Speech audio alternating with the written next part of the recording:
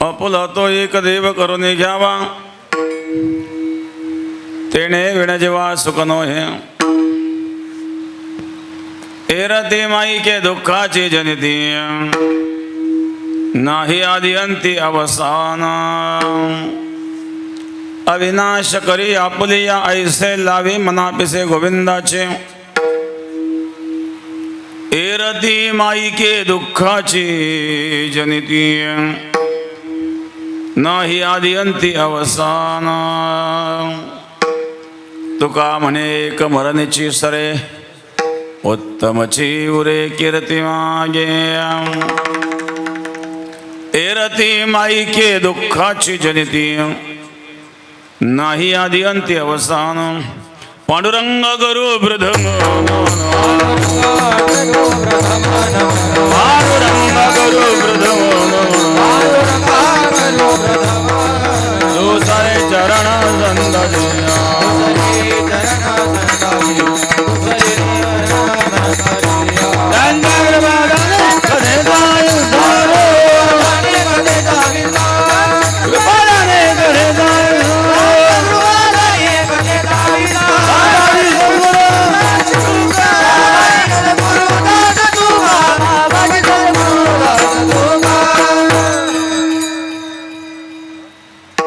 समचरण सरोजन सान्निधाम्बुधवं, जगन्निधपाणिं मण्डलं मण्डलानां. तरुण तुलसीमाला कंदरं कुञ्जनेत्रं, सदैवदहासं विठ्ठलं चिन्तयामि. ओम नमो ज्ञानेश्वरा करुणाकरा दयाळा. तुमचा अनुग्रह लादलो पावन झालो चराचरी. ध्यान मूलम गुरुर्मूर्ते, पूजा मूलम गुरुपदम. मंत्र मूलम गुरुर्वाक्यम, मोक्ष मूलम गुरुकृपा. गंगा विशुद्धं नितपादस्पर्शं सरोवेदिदं जम्बिदं पुण्यदानं. सरालिधिदन्तं समाधिदमूर्तिं, नमामि गंगागिरियोगिराजम्. शुचिः शीलः समुदक्षः सप्रतापी जितेन्द्रियं, तं नारायणगिरिं वन्दे सच्चिदानन्दविग्रहम्.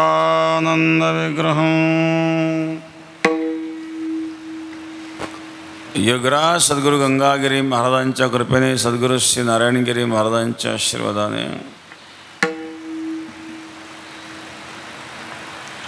स्वर्गीय चिरंजीव सुधर्मा बाबासाहेब आहेर, हॅलो, विकू नका ठेव बरं का.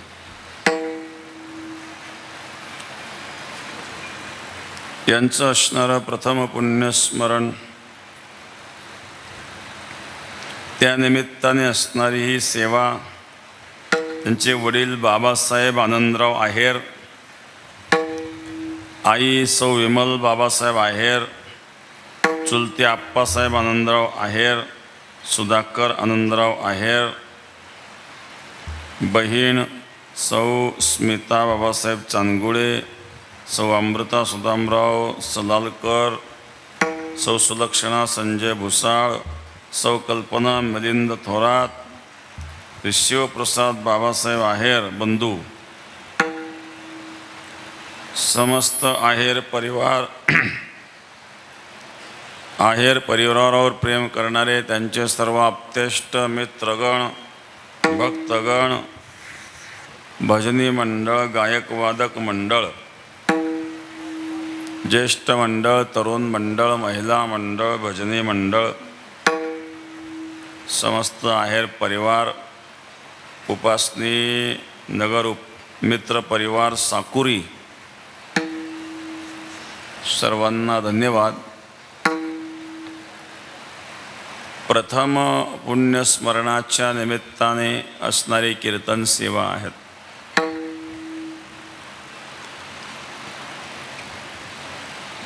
अभंग तुकोबारायांचं आहे.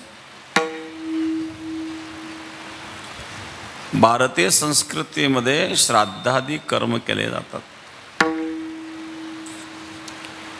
याविषयी अनेक तर्क वितर्कही असतात. सर्वच लोक श्राद्ध घालीत नाही. हिंदू धर्मात श्राद्ध आहेत, बाकी धर्मात कुठं श्राद्ध आहेत. मग ज्याचं श्राद्ध झालं नाही ते सगळे नरकात गेले का? ज्याचं श्राद्ध झाले ते गेले स्वर्गात, श्राद्ध नाही गेले ते गेले नरकात. मग कर्माला काय महत्व राहिलं बरं? कर्मणा जायते जंतुर्कर्मणैव विधीयते सुखम दुःखम भयं क्षेमं कर्मणैवोपपद्यते. सुखाला कारण कर्म आहे, दुःखाला कारण कर्म आहे, ऊर्ध्वगतीला कारण कर्म आहे, अधोगतीला कारण कर्म आहे. मनुष्य अधोगतीला जातो स्वकर्मामुळे जातो. मनुष्य चांगल्या गतीला प्राप्त होते जे कर्माचे फल असतात. निव्वळ पिंडदान केल्याने जर कोणी स्वर्गात जात असेल तर मग कशाला चांगलं वागायचं जीवनभर? कसंही वागा, घातलं श्राद्ध गेलं स्वर्गात. असं शक्य आहे का? किंवा जे लोक श्राद्ध घालीतच नाही, ज्यांच्या धर्मातच ते श्राद्ध नाही आहेत, ते सगळेच नरकात गेले का? असे काही प्रश्न निर्माण होतात किंवा असे काही प्रश्न लोक उपस्थितही करतात. शास्त्र काय सांगतं? गीतेमध्ये पहिल्या अध्यायामध्ये अर्जुन भगवंताला सांगतो,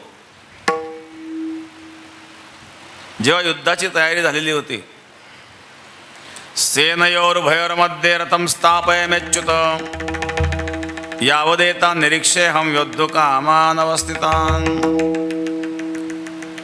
दोन्ही सैन्याच्या मध्ये माझा रथ नेऊन उभा कर, अर्जुन म्हणतोय. कशा करता? यावदेता निरीक्षेऽहं योद्धुकामानवस्थितान्.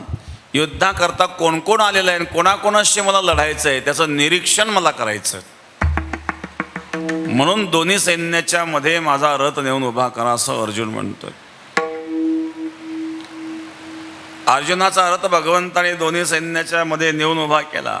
विचार सांगितला, अर्जुन कथम भीष्मं संके द्रोणांच मधुसूदन ईशवी प्रतिवत्सामी पूजारहार वरिशोदन. भीष्माचार्य द्रोणाचार्य आहेत, हे पूजनीय लोक आहेत. भीष्माचार्यांच्या अंगा खांद्यावर मी खेळलोय बालपणी. भीष्माचार्य आजोबा आहेत अर्जुनाचे, द्रोणाचार्य गुरु आहेत. मग जेथेच या कृपा लाहिजे वरू तेथेच मनी व्यभिचारू, तरी काय मी भस्मासुर अर्जुन म्हणे. अर्जुन म्हणले, कृष्णा मला यांच्याशी लढायचंय का? इथं सगळे आपलेच आहेत. कर्ण वगैरे हे कोण आहेत? भीष्म द्रोण तटा जय धृतजला गांधार नीलोत्पला शल्यग्राहवती कृपेण वहनी कर्णेन वेला कुला अश्वत्थाम विकर्ण घोर मकरा दुर्योधनावर्तिनी सोत्तीर्णा खलु पांडवैरण नदी कैवर्तक केशव. हे रणनदी आहे, याच्यामध्ये भीष्म द्रोण तटा जय द्रथजला जय द्रपी जल आहेत. गांधार निलोत्पला गांधार रूपी वेली आहेत. शल्य ग्राहावती शल्य म्हणजे त्याच्यामध्ये मगर आहेत. कर्णरूपी वेल आहेत. बघा ही रणनदी आहेत. पण हे सगळे आपले आहेत, हे बांधव आहेत. भीष्माचार्य आजोबा आहेत, द्रोणाचार्य गुरु आहेत, कृपाचार्य गुरु आहेत. त्यांच्याशी लढायचं हे मला नाही शक्य. मी पार तो द्रोणाचा केला ज्याने धनुर्विद्या दिला. ज्या द्रोणाचार्यांनी मला धनुर्विद्या शिकवली त्यांना मी कसं काय बाण मारू? मी काय भस्मासूर आहे का? तरी काय मी भस्मासूर अर्जुन म्हणे? मी युद्ध नाही करणार. बघा म्हणले अर्जुन हा विचार तो आधी का केला नाही? लग्न जमलं, साखरपुडा झाला, तारीखही ठरली, मुहूर्तही आला, वराडही आलं, ब्राह्मण भाऊ आले, मुलगी सुद्धा मंडपात येऊन उभी राहिली आणि हा तुम्हाला लग्न करायचं नाही. ते बापाने डोक्याला हात लावला. अरे बाबा तुला करायचं नव्हतं, तू आधी का नाही सांगितलं? हा मंडप कशा करता सजावला येतं, पाहुण्यांना निमंत्रण का दिलं? एवढं सगळं केल्यानंतर जर कोणी म्हणत असेल मी लग्न करीत नाही, तर आता असं चालेल का बरं? सगळे युद्धाची तयारी झाली, समोरची पार्टी उभी आहेत, यांचं सगळी युद्धाची तयारी, शंखनाद झालेला आहेत, आणि अर्जुन म्हणतो मी युद्ध करणार नाही. अरे अर्जुन, अशोचानन्वशोचस्त्वं प्रज्ञावादांश भाषसे गतासु न गतासुंश्च नानुशोचन्ति पंडिता. तू पंडितासारखा बोलतोस पण पंडित नाहीयेस. का? इथं तू तुझं कर्तव्य विसरला. समोर कोण आहे महत्वाचं नाही आहे, कोणीही असू द्या, पण ते अन्यायाच्या बाजूने उभे आहेत.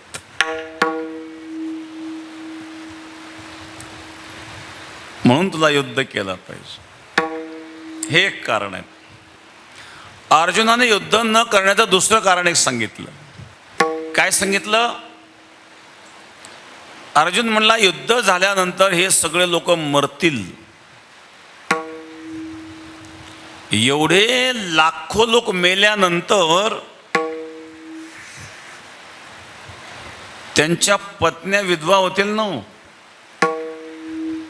दुसरी अडचण सांगितली, एवढ्या लाखो लोकांच्या स्त्रिया जर विधवा झाल्या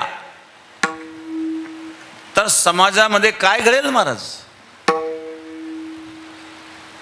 वर्णसंकरकारकैः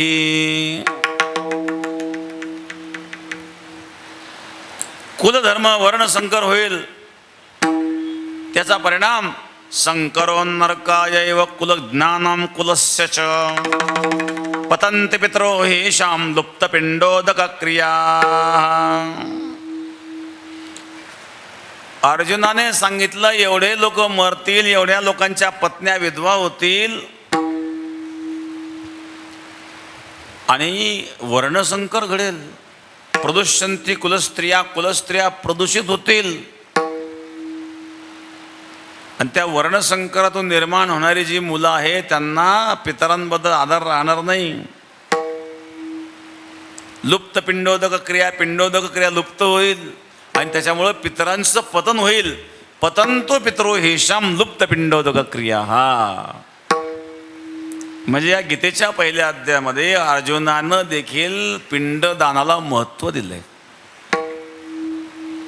जर पिंडोदक क्रिया लुप्त झाली तर पतंती पितरो हेषाम, पितरांचं पतन होईल. आणि पुत्राचं कर्तव्य काय आहे?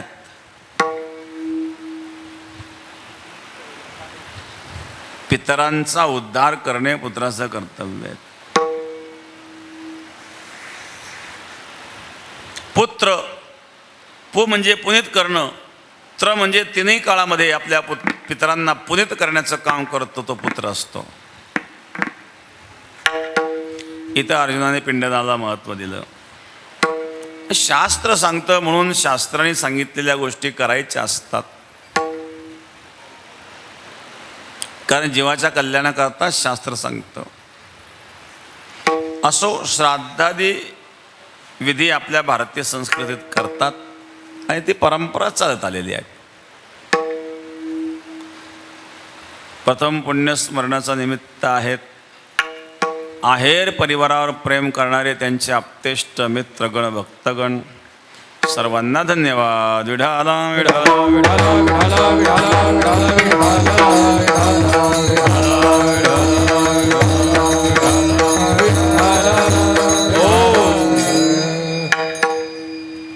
या ठिकाणी सती गोदावरी माता उपासनी कन्याकुमारी आश्रमातून माधवीताई कालिंदीताई ते या ठिकाणी उपस्थित झालेले आहेत. त्यांनाही आपल्या कार्यक्रमाला उपस्थित झाल्याबद्दल धन्यवाद. विठाला विठाला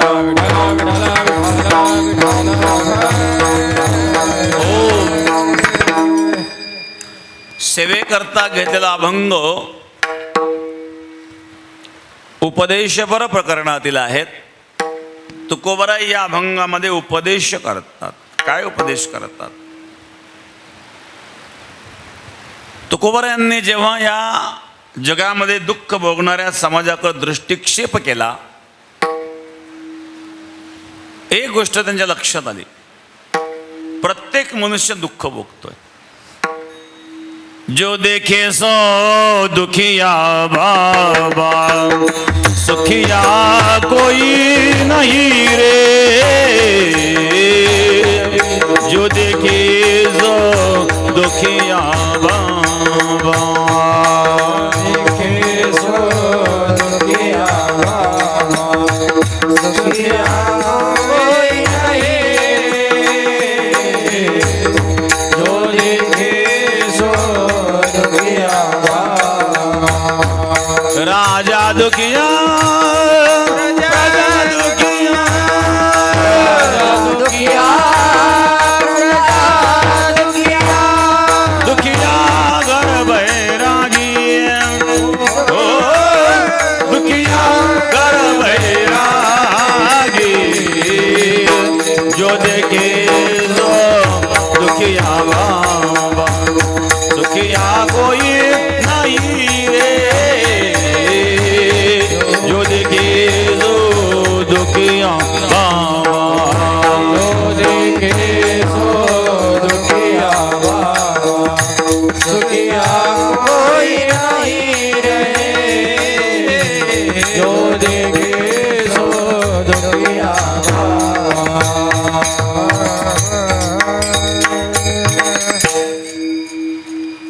राजा दुखिया प्रजा दुखिया, दुखिया घर बैरागी. जो देखे जो दुखिया सुखिया कोई नहीं रे.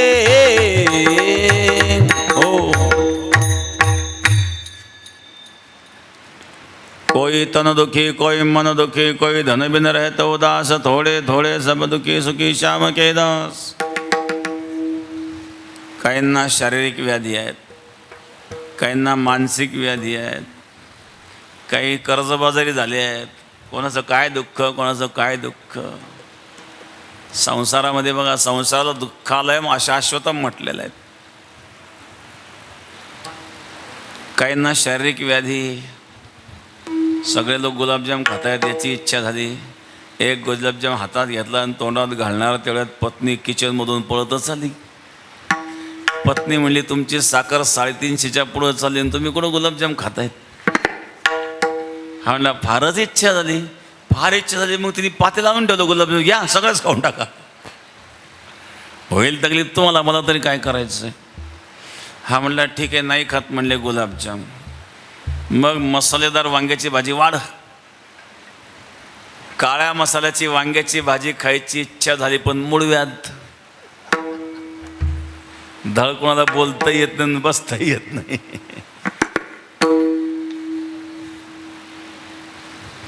अनेक प्रकारच्या व्याधी. भोगे रोग भयम, भोगे रोगा जोडून या दिले आणि गा, दिले आणि गा. आरोचे ते हो का ताज कळा बाजून, आरोचे ते हो का ताज कळा बाजून. भोगे रोगा जोडून या दिले आणि गा, दिले आणि गा. आरोचे ते हो का ताज कळा बाजून, आरोचे ते हो का ताज.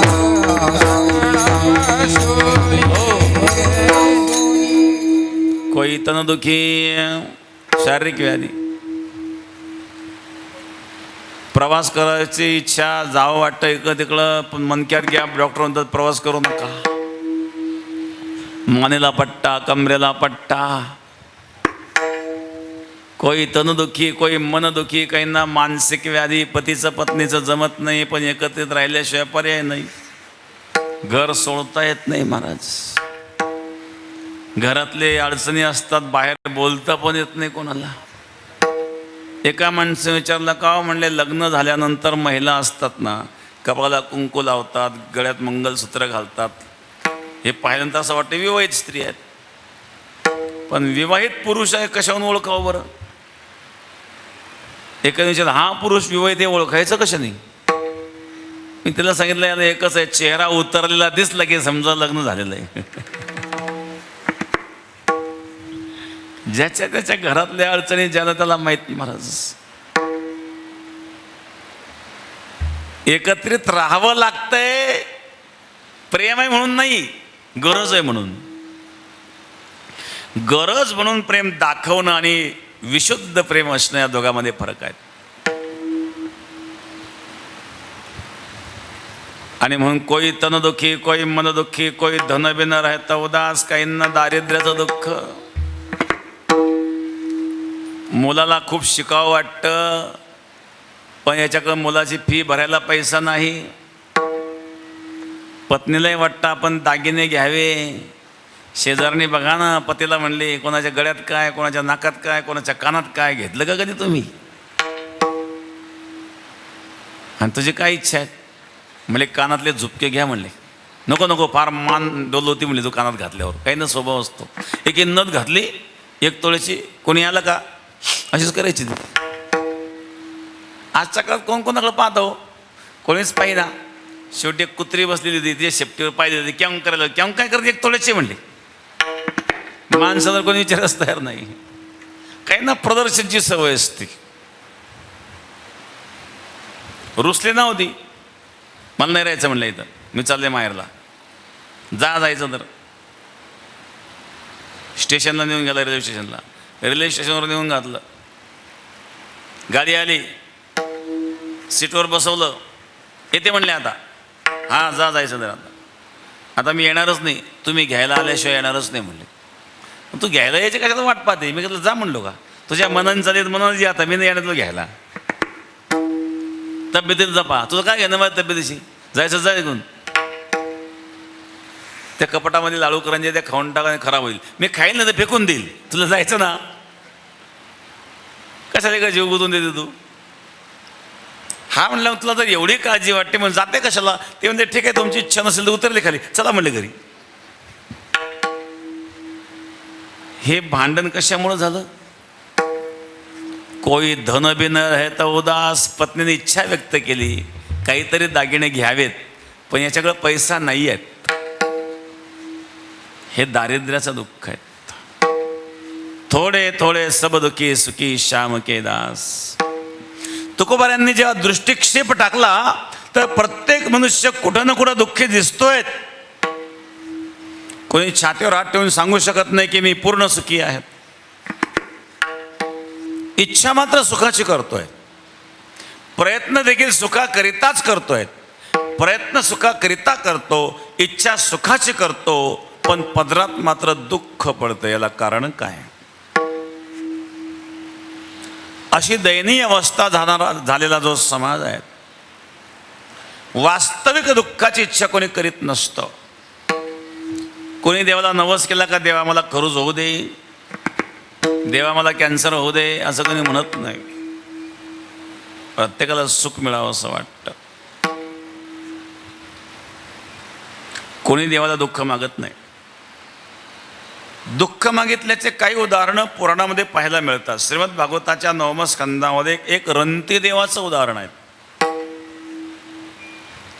आणि दुसरं उदाहरण आहे श्रीमद भागवताच्या 1म स्कंदामध्ये कुंतीचं. कुंतीने भगवंताला काय मागितलं होतं? विपदः संतो न शाश्वत तत्र तत्र जगद्गुरो भवतो दर्शनम यस्यात् अपुनर्भवत दर्शनम. कृष्णा मला द्यायचं असेल तर दुःख दे. कौरव पांडवांचं युद्ध झालं, पांडव विजयी झाले. आणि भगवान परमात्मा द्वारकेला जाण्याकरता निघाले. भगवंताने सांगितलं माझं काम आता संपलं, द्वारकेत लोक माझी वाट पाहत आहेत, मला गेलं पाहिजे. रथारूढ भगवान झालेत. दारुक नावाचा सारथी आहे, तो रथारूढ झाला, भगवानही रथारूढ झालेत. कुंती हात जोडून समोर येऊन उभी राहिली. कुंतीचे नेत्र सजल झालेले होते. कृष्णाने विचारलं कुंती आत्या का रडतायत तुम्ही? कुंतीने भगवंताची स्तुती करायला सुरुवात केली. कृष्णाय वासुदेवाय देवकी नंदनाय च नंद गोपकुमाराय गोविंदाय नमो नमः. नंद गोपकुमाराय गोविंदाय नमो नमः.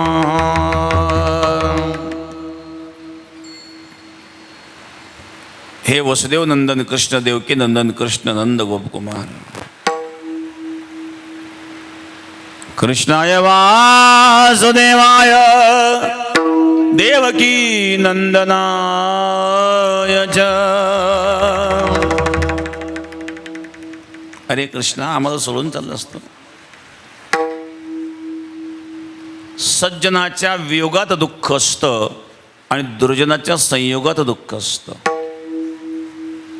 दुर्जनाचा संयोग दुःखाला कारण असतो आणि सज्जनाचा वियोग दुःखाला कारण असतो. भगवान पांडवांना सोडून चाललेत, कुंतीला दुःख झालं. कोणते अधिकारीने म्हणजे जा, कोणाकरता थांबला की आमच्याकरता थांबशील. कधी कधी प्रेमामध्ये भाषा उलटी असते बरं का. प्रेमामध्ये शब्दाचा अर्थ न विचारात घेता शब्दाचा भाव विचारात घ्यायचा असतो. प्रेमामध्ये शब्द हे भावपूर्ण असतात आणि ज्ञानामध्ये शब्द अर्थपूर्ण असतात. ज्ञानामध्ये शब्दाच्या अर्थाचा विचार करायचा असतो आणि प्रेमामध्ये शब्दाचा भाव शोधायचा असतो. इथं कुंतीच्या शब्दाचा भाव आपल्याला शोधायचा आहे. जा जा, कोणाकडे थांबलं की आमच्याकडे थांबशील. कधी कधी खा खा, आमच्याशिवाय कोण तुम्हाला खा वाढू का की. खाणाऱ्यानं समजून घ्या आता आवरलं पाहिजे. त्या खा म्हणण्याचा अर्थ आहे आता आवर. तसं कोणते म्हणले जा जा, कोणाकरता थांबला की आमच्याकडे थांबशील जा. असं म्हटल्याबरोबर कृष्ण रथाच्या खाली उतरला बर का. कृष्णाय वासुदेवाय देवकी नंदनाय च नंद गोपकुमाराय गोविंदाय नमो नमः. याचा भाव असा आहे, अरे कृष्णा, ज्या वसुदेवाने तुझ्याकरता कारावास सहन केला त्या वसुदेवाचा त्याग करून तो रात्री 12 वाजता गोकुळात घेऊन जाण्यास विवश केलं वसुदेवाला.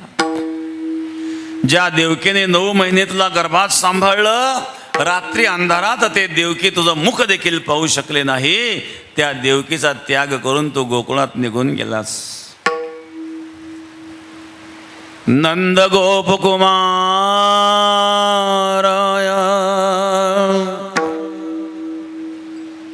अरे ज्या नंद बाबाने यशोदेने तुला एवढ्या कष्टाने सांभाळलं, एक दिवस तू गोकुळाचाही त्याग करून निघून गेलास.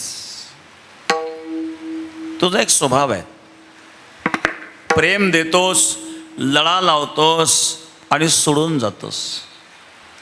आज आम्हालाही सोडून चाललायस. नमः पंकजनाभाय नमः पंकजमालिने नमः पंकजनेत्राय नमस्ते पंकजांघ्रये. भगवंताच्या अवयवाचा कमळाशी संबंध जोडला जातो. पंकजनाभाय, पंकजमालिने, पंकजनेत्राय. करकमल, नेत्रकमल, मुखकमल. कारण कमळ हे परमात्म्याचं स्वरूप आहे. कमळ हे ब्रह्मदेवाने निर्माण केलेलं नाही, तर कमळात ब्रह्मदेवाची उत्पत्ती झालेली आहे. याची नाभी कमळी जन्म चतुरा नाना, भगवंताच्या नाभीपासून कमळ निर्माण झालं, त्या कमळात ब्रह्मदेवाची उत्पत्ती झालेली आहे. म्हणून कमळ हे ब्रह्मदेवाने निर्माण केलेलं नसून कमळाने ब्रह्मदेवाला निर्माण केलेलं आहे. मग कमळ हे परमात्म्याचं स्वरूप आहे आणि म्हणून परमात्म्याच्या अवयवाशी कमळाचा संबंध जोडला जातो. कर कमल, मुख कमल, नेत्र कमल, चरण कमल. कोणती म्हणते कृष्णा तू कमळासारखं कोमल आहेस, पण जेव्हा तू त्याग करतोस तेव्हा तू वज्रासारखं कठोर वाटतोस. जोपर्यंत संकट आली त्या वेळेला तू धावून आलास, जेव्हा जेव्हा हाक मारली तेव्हा धावून आलास. आता पांडव विजयी झालेत, तू निघून चाललास. ज्या सुखामध्ये तू निघून जातोस ते सुख मला नको आहेत, ज्या दुःखात तू धावून येतोस ते दुःख मला हवंय. कोणत्याने भगवंतला दुःख मागितलं? विपदः सन्तु न शाश्वत तत्र तत्र जगद्गुरो भवतो दर्शनम यस्य अपुनर्भवत दर्शनम. मला द्यायचं असेल तर दुःख दे, कारण सुख आलं तू आम्हाला सोडून चाललायस, संकट आली हाक मारली तू धावून येतोस. पांडव वनवासामध्ये असताना दुर्वासा मुनी आले भोजन मागण्याकरिता. सायंकाळची वेळ, सूर्यास्त झालेला होता. जी थाली होती ती पालथी मारलेली होती. अन्न आता राहिलेलं नव्हतं पांडवांकडं आणि दुर्वासा भोजन मागण्याकरता आले. त्या द्रौपदीने भगवंताला हाक मारली, कृष्णा धावरे लवकरी संकट पडले भारी, हरी तो आमोचा कैवारी आले विघ्न निवारी. कृष्णा धावरे लवकरी संकट पडले भारी, हरी तो आमोचा कैवारी आले विघ्न निवारी. कृष्णा धावरे लवकरी संकट पडले भारी, हरी तो आमोचा कैवारी आले विघ्न निवारी. कृष्णा धावरे लवकरी संकट पडले भारी, हरी तो आमोचा कैवारी आले विघ्न निवारी. कृष्णा धावरे.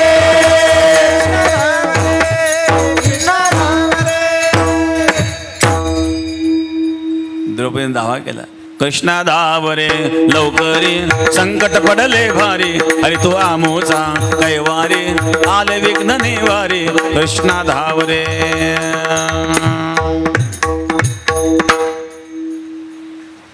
द्रौपदीने हाक मारली. संध्याकाळची वेळ, भगवान कृष्ण जेवायला बसलेले होते. हातात घास घेतला आणि तोंडात घालणार तेवढ्यात द्रौपदीची हाक ऐकली.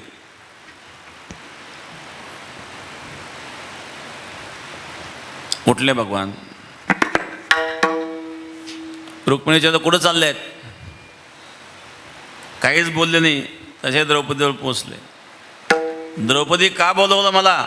एक तर मी जेवायला बसलो होतो, भूक लागली, जेवायला वाढ अगोदर. द्रौपदी म्हणे त्याच्याकरता तुला बोलवलं, इथं काही नाही म्हणून तर बोलवलं. तू कुठं जेवायला वाढायचं? आता अगोदर जेव घाल मग काम सांग म्हणले. थाळी पालथी केली होती, त्या थाळीला एक भाजीचं पान लागलेलं होतं. भगवंतांनी ते सेवन केलं. भगवंतांनी भाजीचं पान सेवन केल्याबरोबर दुर्वासा तिकडं आपोआप तृप्त झालेत महाराज. कुंती म्हणते ज्या ज्या वेळेला संकट आली तेव्हा तो धावून आलास. पांडवांना लाक्षागृहात जाऊन मारण्याचा प्रयत्न केला तेव्हा तू रक्षण केलंस. भीमाला विष घालून मारण्याचा प्रयत्न केला तेव्हा तू रक्षण केलंस. आणखी एक भयानक प्रसंग जो पांडवांच्या जीवनात घडला तो म्हणजे द्रौपदी वस्त्र हरण. एक राणी आहेत, महाराणी आहेत आणि भर सभेमध्ये तिला नग्न करण्याचा कोणीतरी प्रयत्न करत आहे. भीष्माचार्य, द्रोणाचार्य सगळे खाली मान घालून बसले होते. पांडव देखील दास बनलेले होते. प्रथमतः द्रौपदीला वाटलं भीष्माचार्य, द्रोणाचार्य सारखे आचार्य असताना माझ्यावर कोणी अन्याय करणार नाही, भीष्माचार्य काही बोलू शकले नाही, धृतराष्ट्र काही बोलू शकला नाही, पांडव काही बोलू शकले नाही, तेव्हा द्रौपदीने भगवंताचा धावा केला. कोठे गुंतलासी द्वारकेच्या कोठे गुंतलासी द्वारकेच्या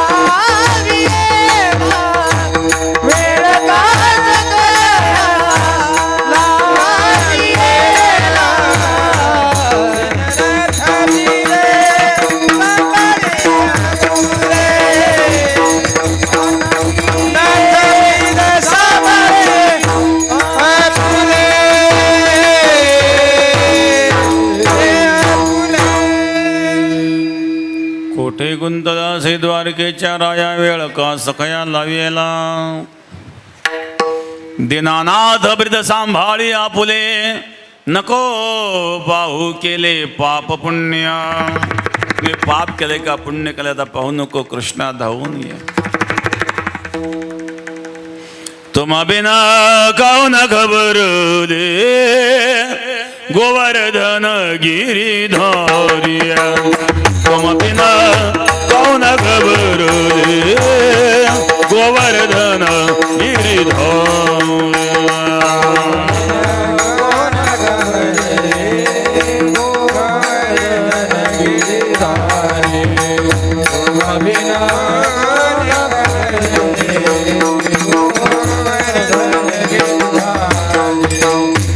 हरि सभामो द्रौपदी ठारी.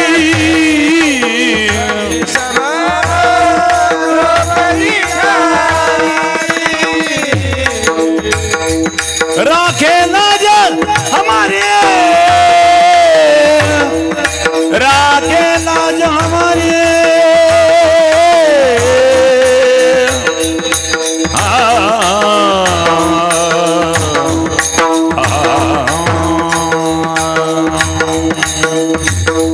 राखे लाज हमारी गोवर्धन गिरिधारी. तुम बिना कौन खबर दे गोवर्धन गिरिधारी.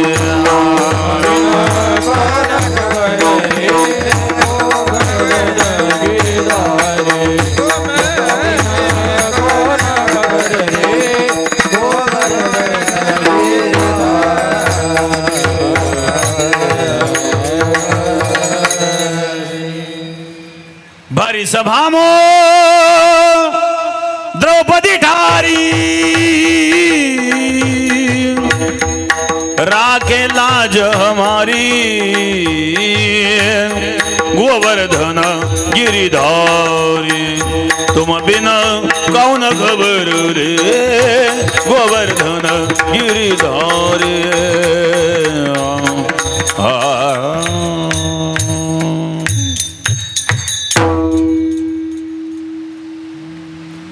द्रौपदी भगवंताचा धावा करू लागले. सगळ्या आशा तुटल्या. भगवान धावून आलेत. द्रौपदी संकटे वस्त्र पुरविली धावत्वा घातली गजेंद्रासी. भगवंताने द्रौपदीला वस्त्र पुरवली. कुंती म्हणली, कृष्णा जेव्हा जेव्हा संकट आलं तुझा धावा केला, तू धावून आलोस आणि आता पांडव विजय झाले आणि तू आम्हाला सोडून चाललास. ज्या सुखात तू निघून जातोस ते सुख मला नकोय, ज्या दुःखात तू धावून येतोस ते दुःख मला हवंय. विपदो नैव विपदः संपदो नैव संपदः संपद विस्मरम विष्णु विपद नारायण संपद विपद विस्मरम विष्णू संपद नारायण स्मृती. भगवंताचं विस्मरण ही विपत्ती आहे आणि भगवंताचं स्मरण हीच खरी संपत्ती आहे महाराज. आणि म्हणून मला असं दुःख पाहिजे ज्या दुःखात तू धावून येतोस. दुःख हरण करणारा तूच आहेस. दीनाना दुःख हरणा देव दीनाना दुःख हरणा देव संत नाही हितकारी दीनाना दुःख हरणा देव दीनाना दुःख हरणा देव दीनाना दुःख हरणा देव दीनाना दुःख हरणा देव दीनाना दुःख हरणा देव दीनाना दुःख हरणा देव संत नाही हितकारी दीनाना दुःख हरणा देव.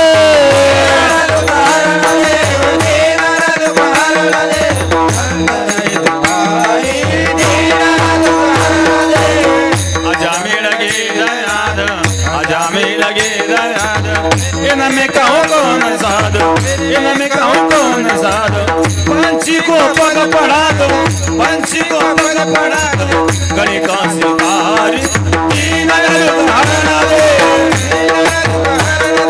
संत नाही हितकारी दीनाना दुःख हरणा देव दीनाना दुःख हरणा देव दीनाना दुःख हरणा देव दीनाना दुःख हरणा देव.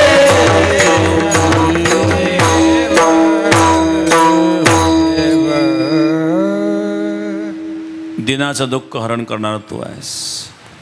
अनेकांची दुःख दूर केलेस. अजामिल गीध व्याध न मे कहो कौन साध पंछी को पग पढ़ात पंछी को पग पढ़ात गणिका सितारी दीनाना दुःख हरण दे.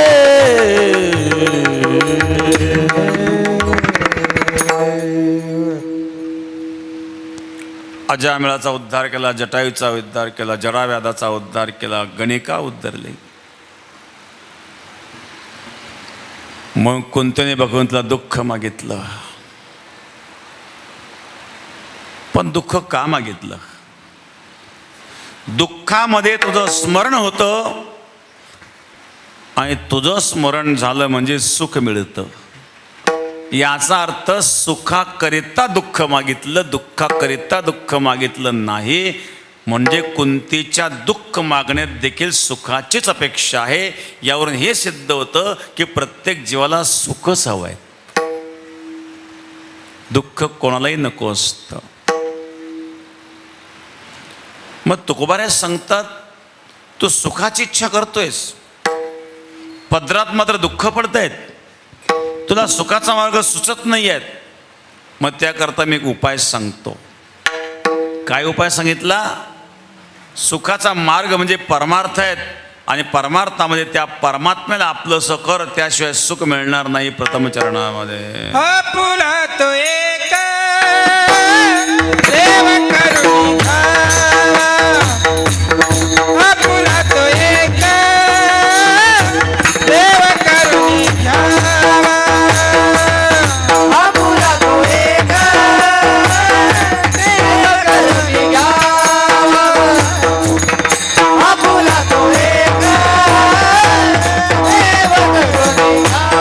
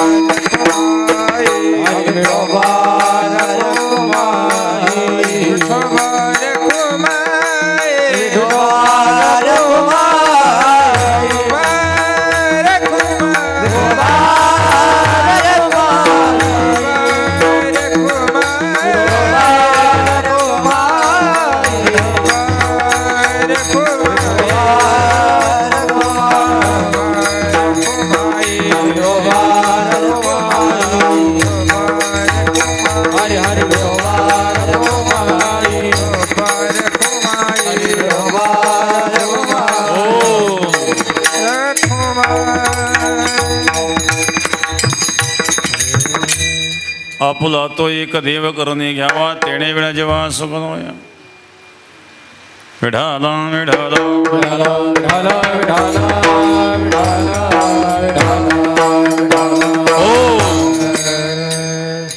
प्रथम पुण्यस्मरणाच्या निमित्ताने असणारी सेवा स्वर्गीय चिरंजीव सुधर्म बाबासाहेब आहेर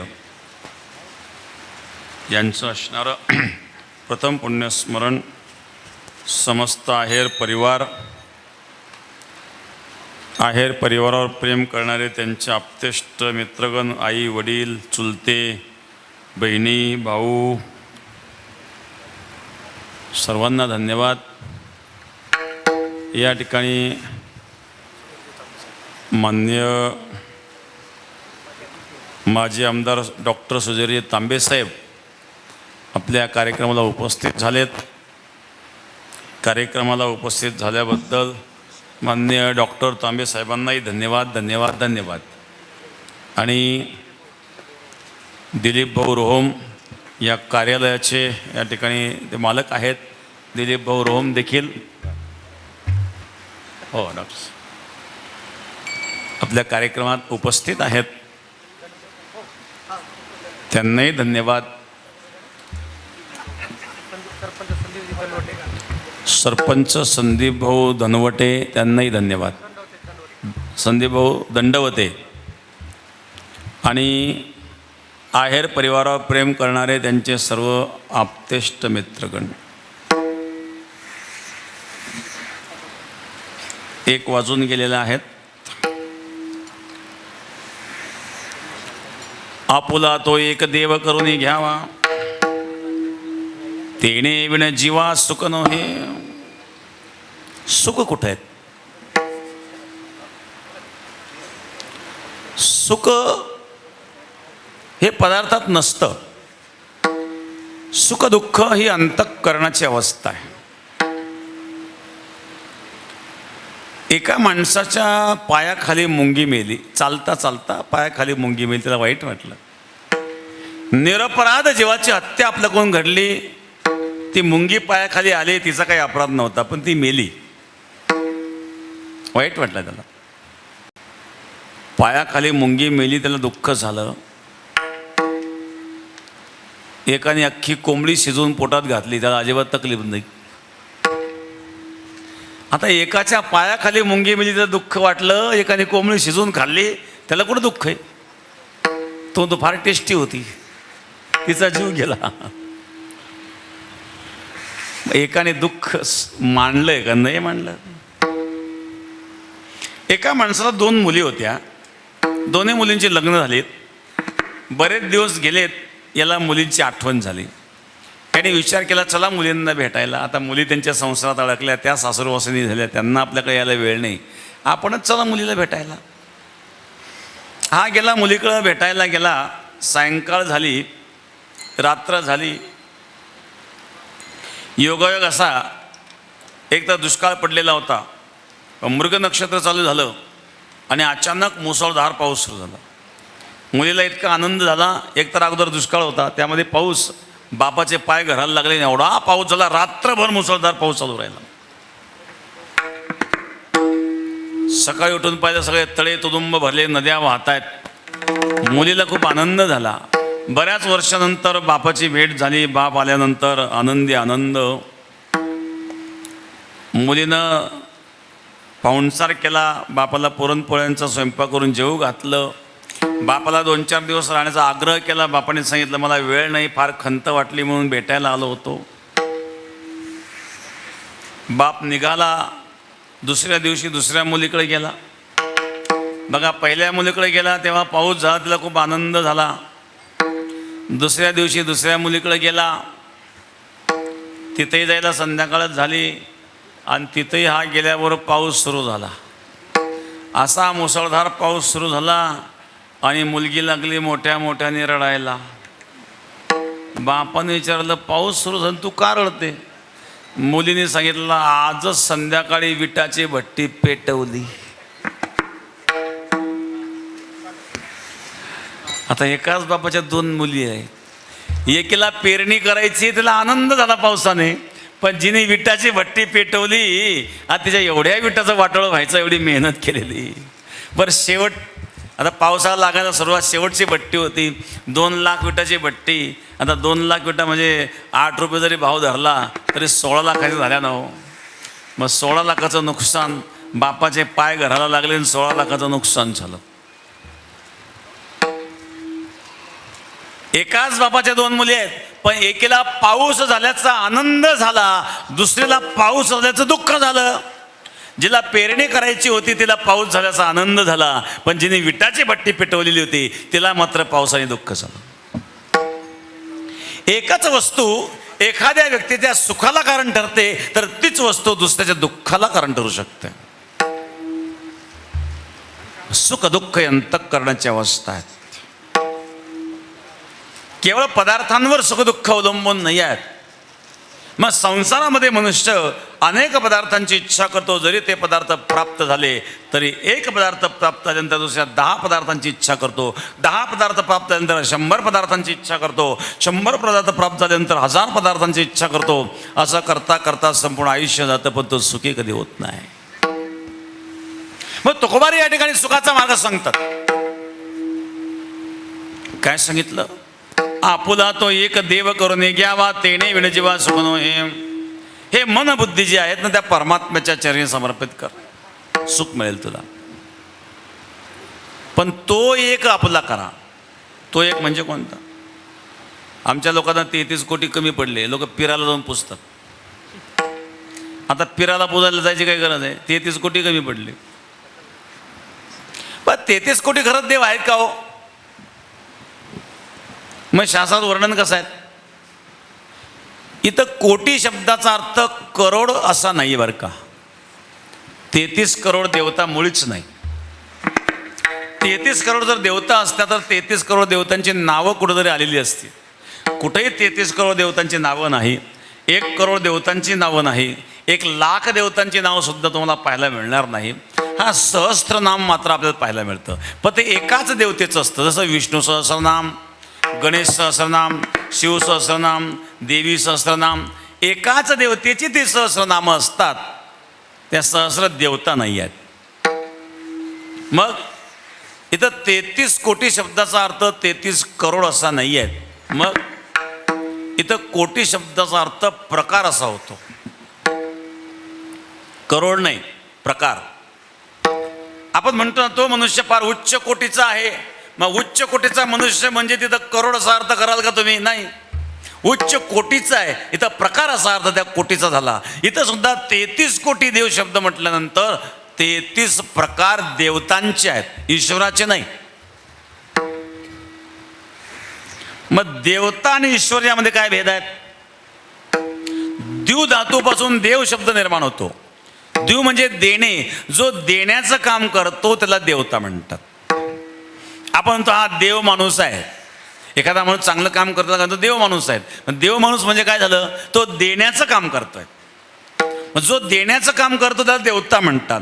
उदाहरणार्थ चंद्रदेवता, सूर्यदेवता, अग्निदेवता, जलदेवता, पृथ्वी देवता यांच्याकडून आपल्याला काहीतरी मिळत आहेत. सूर्यापासून ऊर्जा मिळते, इलेक्ट्रिक खात्याची वीज आपण वापरतो, इलेक्ट्रिक खातं बिल देतं, बिल नाही भरलं कनेक्शन कट करतं. सूर्याने कधी बिल पाठवलं का? सूर्यानं कधी कनेक्शन कट केलं का? नाही. मग एवढे मोठे उपकार ज्या सूर्याचे आहे त्याला कृतज्ञता म्हणून निरंजनीने ओळखलं तर काय बिघडलं? म्हणून कृतज्ञता व्यक्त करण्याचं ते एक माध्यम असतं. पूजा करणं म्हणजे कृतज्ञता व्यक्त करण्याचं माध्यम आहे. मग पृथ्वीकडे क्षमाशीलता आहेत. जलदेवता, जलाशिवाय आपलं जीवन नाही आहेत आणि म्हणून यांना देवता म्हटलेलं आहे. ईश्वर हा एकच असतो. एकः सद्विप्रा बहुधा वदन्ति. एकाच परमात्म्याला विप्रगण अनेक पद्धतीनं मांडतात. हा ज्याचा त्या दृष्टिकोन आहे. एक स्त्री आहे,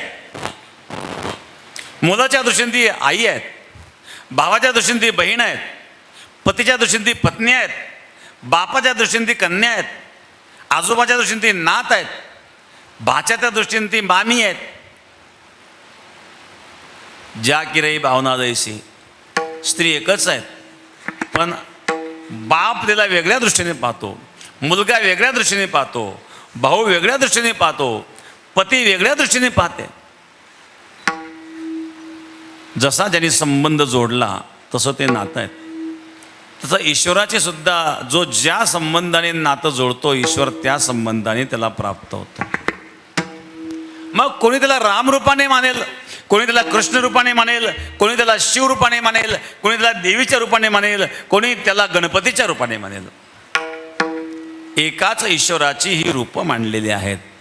आणि म्हणून आपुला तो एक देव करून घ्यावा, तेने विण जीवा सुख नोहे.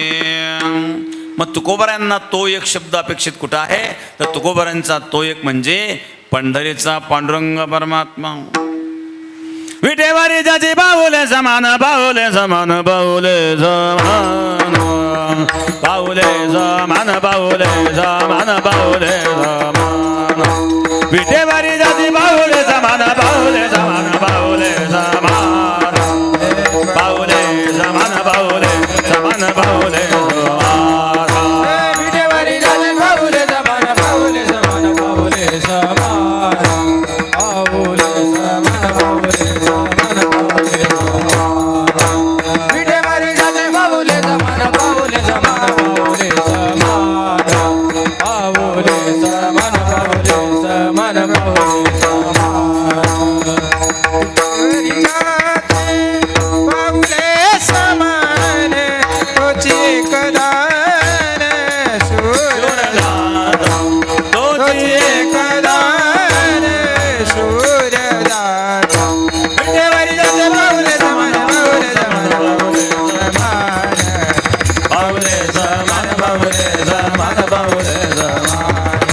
विटेवारी जाते बाहुले समान, बाहुले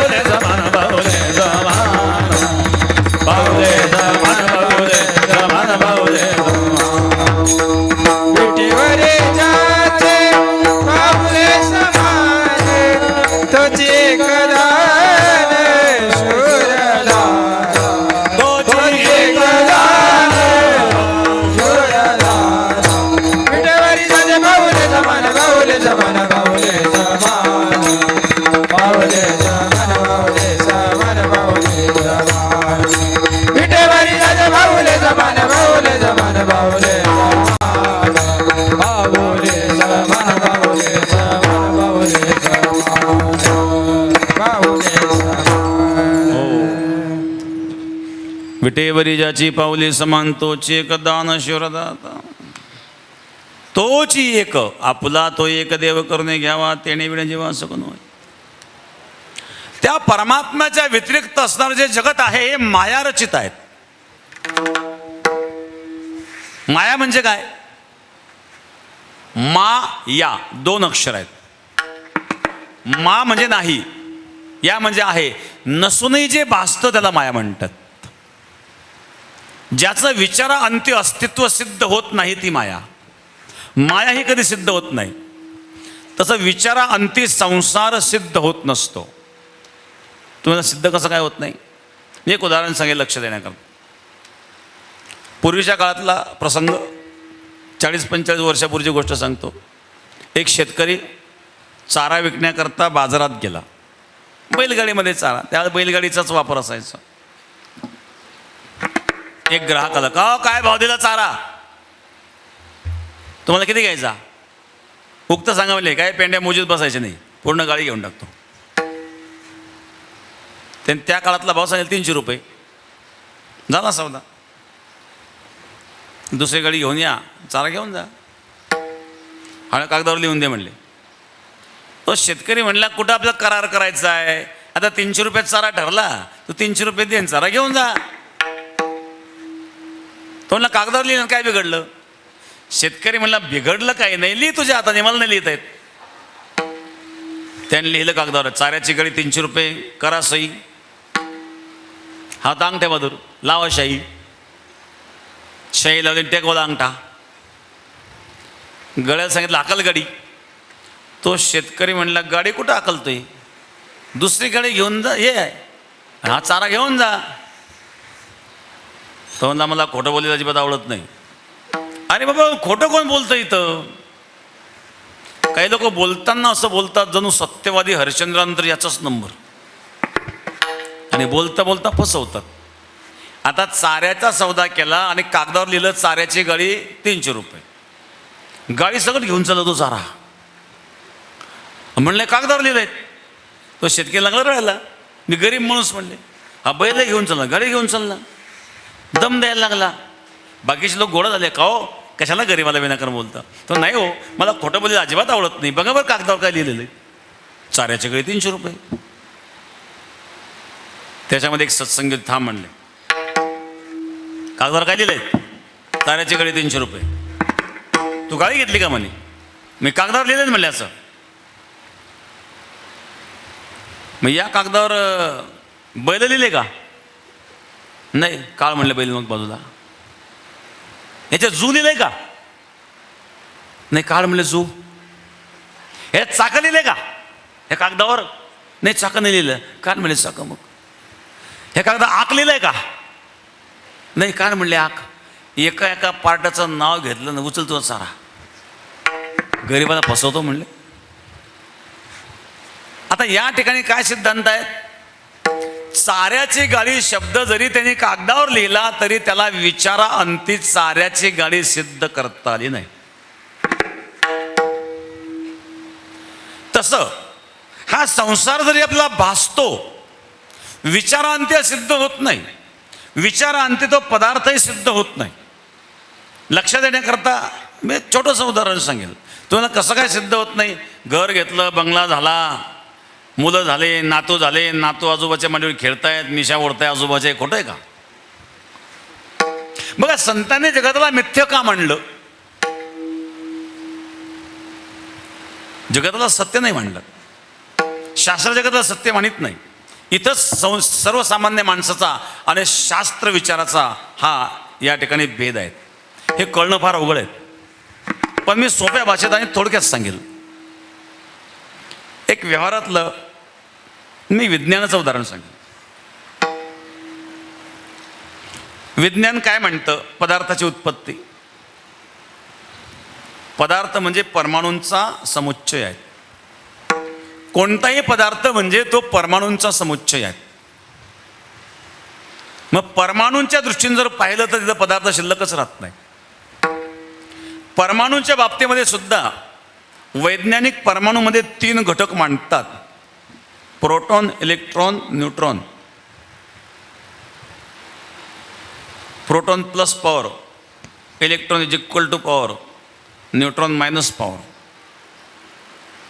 या 3 प्रकारच्या शक्ती आहेत. प्लस पॉवर म्हणजे उत्पत्ती, हे काम कोणाचं आहे? ब्रह्मदेवाचं, सृष्टीची उत्पत्ती केली. इज इक्वल टू पॉवर म्हणजे बॅलन्स, बॅलन्स सांभाळण्याचं काम कोण करतं? भगवान विष्णू. आणि न्यूट्रॉन मायनस पॉवर, संहारक शक्ती, हे काम कोण करतं? भगवान शिव.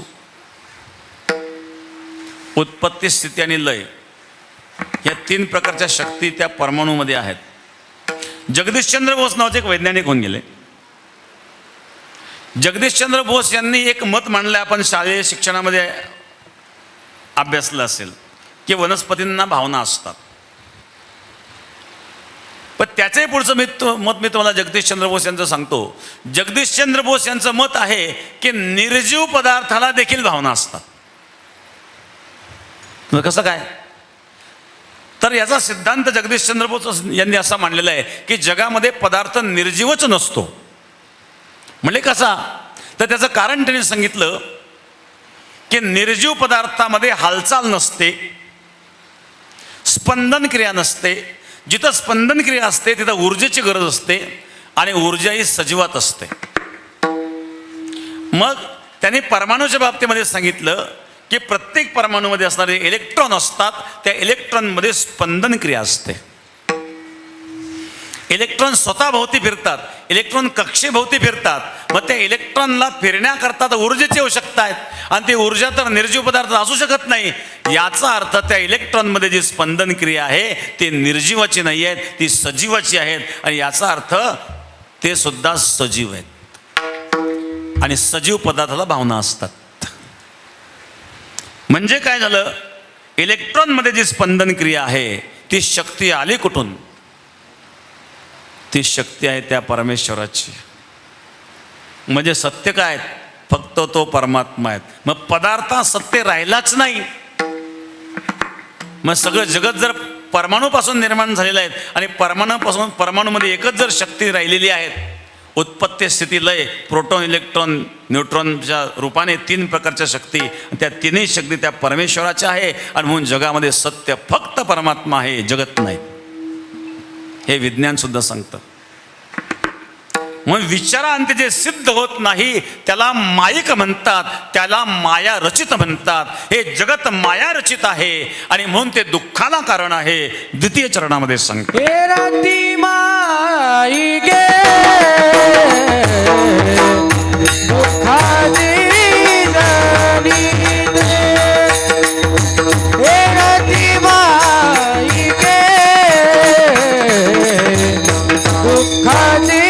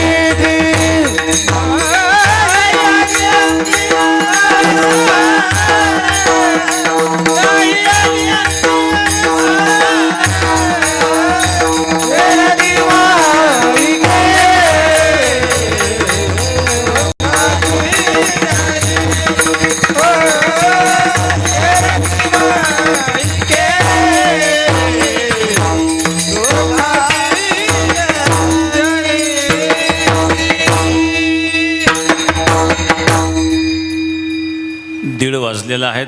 10-5 मिनटात आपण आवरून घेऊ. एरती माईके दुःखाचे जनिते, जे माया रचित आहेत, ज्याचं अस्तित्व सिद्ध होत नाही ते माया रचित आहे, ते दुःखाला कारण आहे. म्हणून अविनाश काय आहेत, ज्याचा कधीच नाश होत नाही, अशा प्रकारचं एक परमशक्ती आहे, परमतत्व आहे, त्यालाच ईश्वर अशा प्रकारे म्हणतात. मग त्या अविनाश असणाऱ्या त्या परमात्म्याला आपलंसं करण्याकरिता त्याचं वेड लागावं लागतं. तृतीय चरणामध्ये अविनाश करी आपुलिया ऐसे, अविनाश करी आपुलिया ऐसे, अविनाश करी आपुलिया ऐसे, अविनाश करी आपुलिया ऐसे. हे नवे मन पिसे गोविंदाचे, लावी मना पिसे गोविंदाचे. फेरती माईके दुःखाची जनिती, फेरती माईके दुःखाची जनिती. लावी मना पिसे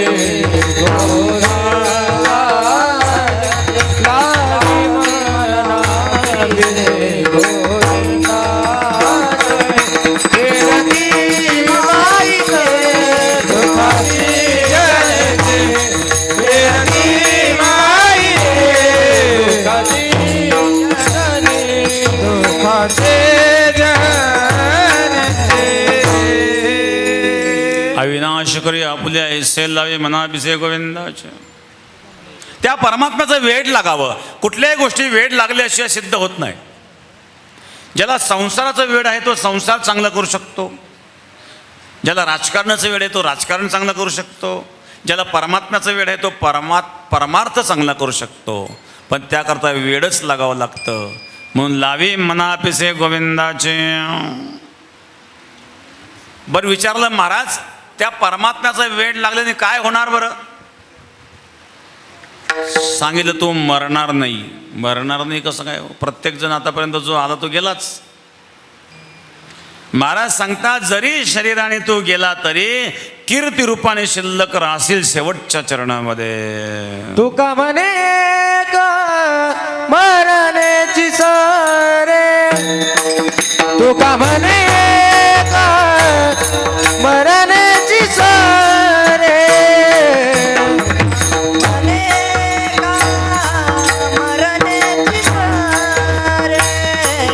तुका म्हणे मरण्याची सारे, तुका म्हणे का मरण्याची सारे, तुका म्हणे का मरण्याची सारे, मरण्याची सारे, तुका म्हणे मरण्याची सारे. तुका उत्तमाची उरे कीर्ती मागे, उत्तमाची उरे कीर्ती मागे, हेरती माई गे दुःखाची जनिती, हेरती माई गे दुःखाची जनिती.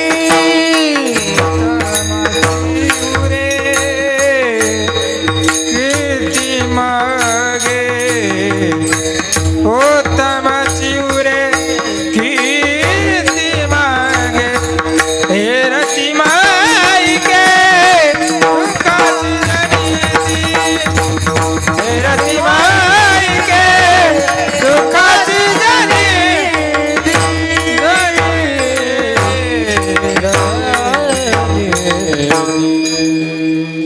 धनेश्वर माऊली, धनराज माऊली, माऊली माऊली नाराज माऊली, धनेश्वर माऊली, धनराज माऊली ज्ञानेश्वर माऊली नाराज माऊली.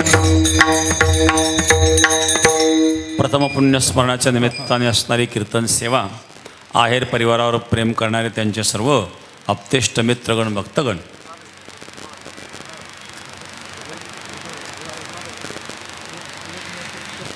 उपस्थित सर्व नातेवाईक भक्तगण, सर्वांना धन्यवाद. या ठिकाणी माननीय डॉक्टर तांबेसाहेब उपस्थित आहेत आणि या ठिकाणी साकुरी इथून सती माता गोदावरी उपासनी महाराज कन्या आश्रमातून माधवीताई आणि कालिंदीताई उपस्थित आहेत. त्या ठिकाणी 2 श्रद्धांजली होतील. आपण कीर्तन आवरून घेऊ. विठ्ठल जय जय विठ्ठल, विठ्ठल जय जय विठ्ठल. आ बोलिले कोरे वेडे वाकुडे उत्तरी,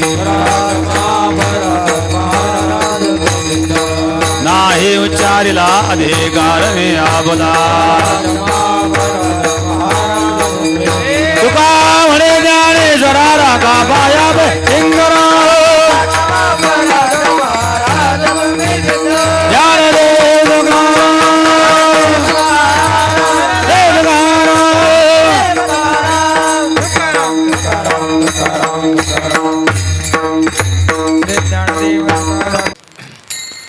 सर्वजण 2 मिनटं खाली बसा.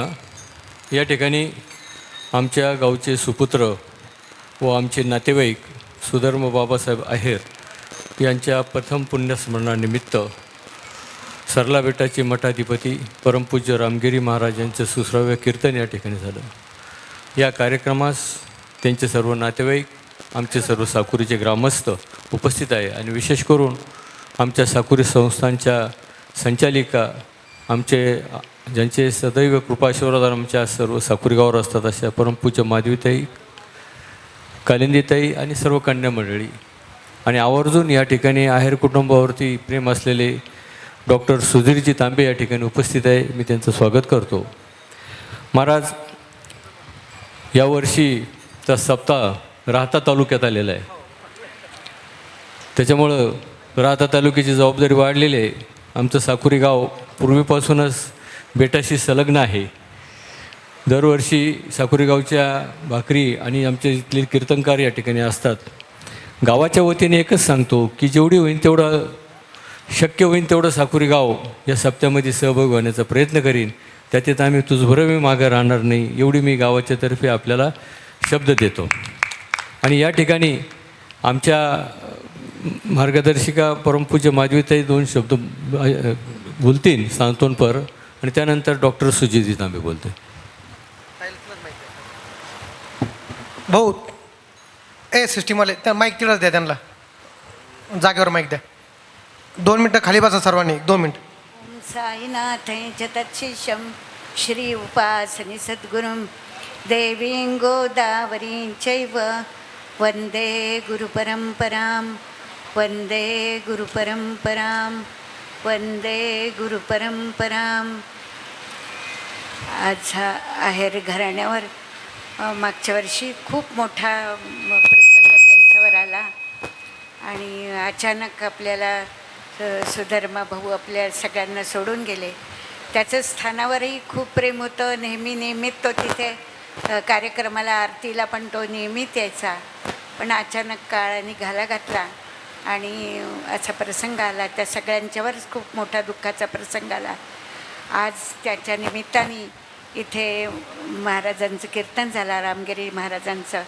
खूप सुंदर कीर्तन, आणि त्यांचं कीर्तन नेहमीच छान असतं आणि इतकी सगळ्या गोष्टी समजून सांगून म्हणजे त्याला काही वर्णन करायला शब्द नाही माझ्याकडे. पण खूपच छान कीर्तन होतं आणि त्यांचे आशीर्वाद आपल्याला सगळ्या लोकांना मिळतात. आपल्याला खूप मोठं भूषण आहे की रामगिरी महाराज हे आपल्या आज याच्यात आपल्या तालुक्यात, आपल्या जिल्ह्यात आहेत ते, आणि त्यांचा आश्रम पण आपल्याच याच्यात आहे. आणि आपल्या साकोरीला पण आता काल्याचं कीर्तन हे महाराजांचं असतं. नारायणगिरी महाराजांपासून ती प्रथा चालू आहे आणि ती महाराजांनी पुढे चालू ठेवलेली आहे. ते अगदी प्रेमाने, आनंदाने दरवेळेस येतात आणि आपलं कीर्तन करतात तिथे. आम्हाला सगळ्यांना खूप समाधान, आनंद वाटतो. त्यांना देव खूप आरोग्य, आयुष्य देऊ हीच सद्गुरूंच्या चरणी प्रार्थना. जय सद्गुरू. यानंतर डॉक्टर साहेब. परायण रामगिरी महाराज आणि सर्व उपस्थित आहेर परिवाराला सांत्वन करण्यासाठी उपस्थित सर्व बंधू आणि भगिनींनी, खरं तर हा अत्यंत अवघड प्रसंग आहे. 1 वर्ष जरी झालं असलं तरी स्वधर्माचं जे जाणं आहे ते इतकं अचानक, इतक्या तरुणपणे अपघाती त्याला मृत्यू आला आणि सर्व आहेर परिवार त्या ठिकाणी दुःखाच्या सागरात बुडून गेला. 1 वर्ष झाल्यामुळे काही दुःख कमी होत नाही, पण ते दुःख कमी करण्याची शक्ती, सामर्थ्य आपल्याला मिळावी आणि म्हणून आज आपण या ठिकाणी हा धार्मिक कार्यक्रम ठेवला. ह्याच्या माध्यमातून शेवटी ह्या सर्व गोष्टी आपल्या हातात नसतात, परंतु पुढे वाटचाल तर जीवनाची करावीच लागते. ती करत असताना एक आध्यात्मिक ताकद, शक्ती या ठिकाणी आपल्याला मिळावी आणि ती निश्चितपणाने आजच्या या आपल्या धार्मिक कार्यक्रमातून आपल्याला मिळालेली आहे. हे दुःख सोसण्याची ताकद आपल्या सर्वांना, विशेषतः स्वतःच्या वडील, बाबासाहेब, त्यांचे सर्व परिवार, त्यांचे बंधू यांना मिळावी अशी मी या ठिकाणी प्रार्थना करतो. त्यांच्या पवित्र आत्म्यास वंदन करतो. थांबतो.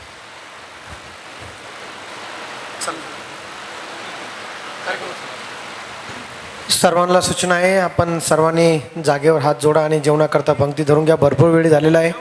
आताच रोम पाटलांना सांगितल्याप्रमाणे सद्गुरू श्री गंगागिरी महाराज यांचा 179वा अखंड हरिनाम सप्ताह श्री क्षेत्र धनगरवाडी पंचकृषी या ठिकाणी होतो आहे. विशेषतः राहता तालुक्यामध्ये असल्यामुळं राहता तालुका आणि साकुरी परिसरावर जास्त जबाबदारी आहे, म्हणून आपल्याला राहता आणि साकुरीला विनंती की आपण थोडं लक्ष द्यावं आणि विशेषतः महिला मंडळाला विनंती, भाकरीचा महाप्रसाद आपण घेऊन यावा आणि सर्वांनी 18 तारखेला भव्य अशी मिरवणुकीने सप्ताहाला सुरुवात होणार आहे, म्हणून आपण सर्वांनी जास्तीत जास्त संख्येने उपस्थित राहा आणि कार्यक्रमाचा आनंद घ्या. आपल्याला हीच पत्रिका, हेच निमंत्रण समजून आपण सर्वांनी उपस्थित राहावं. जय हरी.